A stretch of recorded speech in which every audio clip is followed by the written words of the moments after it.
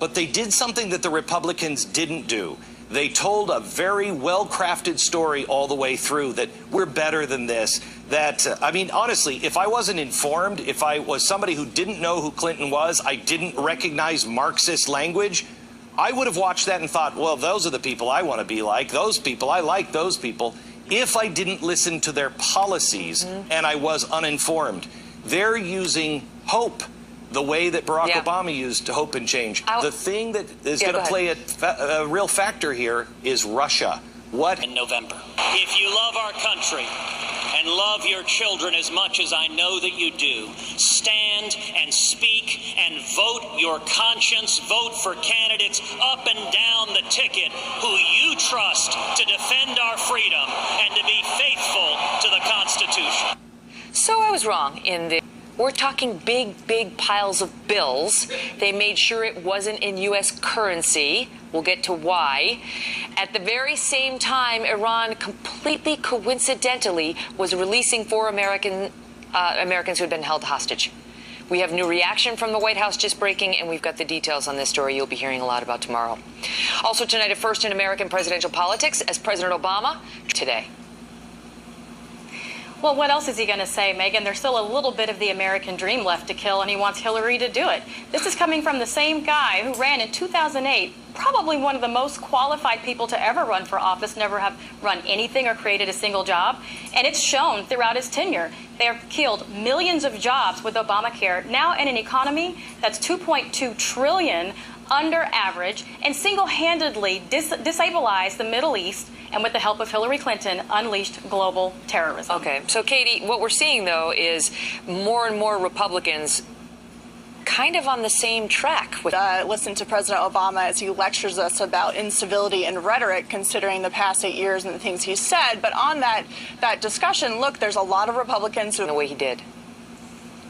Well, first, let's clarify. Donald Trump didn't attack anyone. He simply responded to the attacks against him.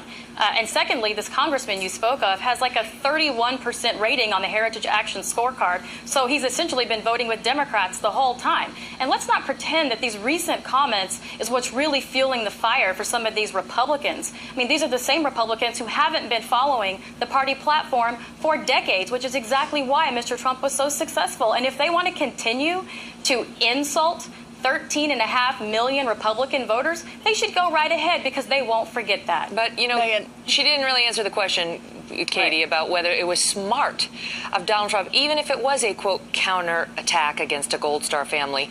Is that smart, and has that... Well, with the war, he didn't send anybody into war. In fact, he's been against the war. Hillary Clinton had anything to do with the war, but it doesn't make a difference. We don't attack the family. He's being attacked. He was talking about being attacked. Why did he ask whether the mother was allowed to speak, Katrina? Because if you're looking at the segment, they talk about the reports that he has seen, and this father apparently has been a strong proponent of Sharia law and had been writing briefs on it. So it's really not that far-fetched. All right, I got to go because I have another panel waiting. Well, I mean, that's a quote from Mr. Khan. Has Mrs. Clinton sacrificed for this nation? How about Mr. Obama? He goes on, as a father, I cannot imagine the pain you must feel. This is to Mr. Khan. But his sacrifice, meaning Khan's son, is his own. He was not forced to serve. The man behind that letter joins us now, Chris Mark. Served as a U.S. Marine and Navy officer. He was also a scout and a sniper who deployed overseas. And Howie Kurtz is here, too. He's been following the media aspect of this. Great to see you both, Chris. So, Thank you, it's an interesting point, because Mr. Khan wanted to know if Donald Trump had sacrificed. And Trump came out and said, you know, I've sacrificed plenty. I've worked hard. And, man, did he get hit for answering the question that was posed. Go ahead. Yeah, so I thought it was a bit exploitive of him to say that, and simply being there, and and forgive me for saying this, but kind of bringing his son, who by all accounts is a true American hero. I mean, nobody is ever disputing that, into this political debate. There are only 2 criteria to be president in the United States: to be a U.S. citizen and 35 years old.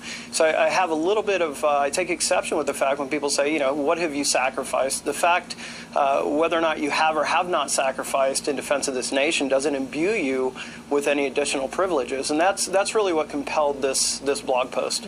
And you talk in your open letter about you feel that he was paraded, that Mr. and Mrs. Khan were paraded on the stage by Democrats.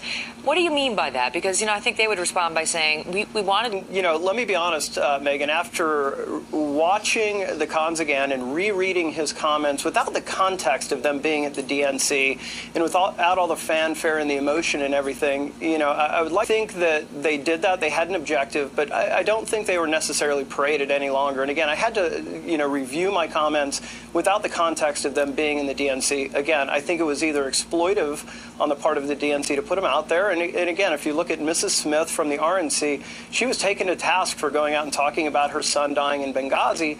And it seems like the Khans are being treated a bit differently. So it's either exploitive on the DNC's where I want to pick it up with Howie. Or I think it's a little bit opportunistic. Do you think there's been a difference, Howie? Does the coverage prove that there's been a difference between the media's reaction to Pat Smith, mother of a Benghazi victim, and to the Khans?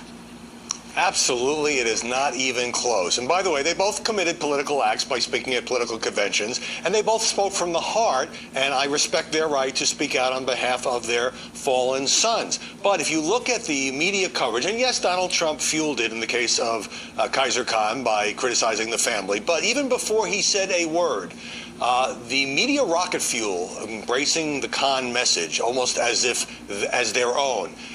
Front page of the New York Times, putting him on Meet the Press, on the Today Show, all over cable, showed that that Khan's message and his accusation against Trump as an anti-Muslim bigot had a resonance from most of the mainstream media that Patricia Smith's very heartfelt comments in Cleveland did not.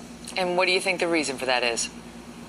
I think, when you strip it all away, and yes, Patricia Smith had made this point in interviews many times, so she wasn't breaking news, and there are mitigating factors. But when you really come down to it, I think the consensus in the mainstream media is that Patricia Smith was being unfair in personally blaming Hillary Clinton for the death of her son, and that Kaiser Khan, while not blaming, obviously, Trump for what happened during the Iraq War, was speaking for many Americans who don't like Trump's proposed temporary ban on Muslim immigrants. But her story so it just had more more personal. I mean, she is alleging that she was lied to directly about her son's death by Hillary Clinton. The Khan family's just objecting to Donald Trump's policies and his statements. They're not alleging a dishonest personal interaction with the casket of their son steps away, that's why we put Pat Smith on the air, and you can think whatever you want about Pat Smith or Mr. and Mrs. Khan, but they were given a platform.